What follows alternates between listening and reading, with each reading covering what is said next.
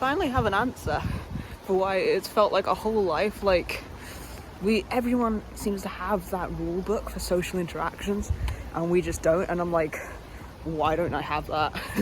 But I get it, and it ties into that phrase people say when they're just like having your brain wired for protection instead of connection because of trauma. That's what it is, and you have to rewire it for connection instead of protection. Like, it's on a different operating system. It's like being connected to a different router. Like, if we're safe and we feel regulated and we're in rest and digest as a nervous system state, you can do this thing called limbic resonance, where like you can pick up to and attune and kind of feel and vibe with the emotions of people around you, and you can like communicate back and forth in a way that you really do feel. So like the to and fro, the flow state of conversation just happens kind of naturally, and it feels easy to like create and play and exist.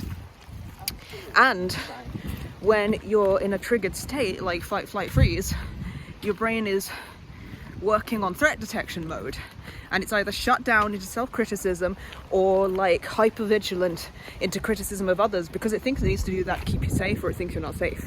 So you literally can't hook into the right frequency when this is happening. It feels like being on a different Wi-Fi where like our search results are saved to that router, you know, so they're all coming up different to the search results other people are getting. We're seeing different things. We're literally looking at different screens. We're getting different search results. And like, now that we can regulate and feel safe, and like, so many things are different.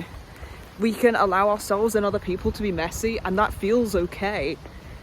And I still feel safe. And I still actually feel a sense of like feeling bonded with and supported by other people.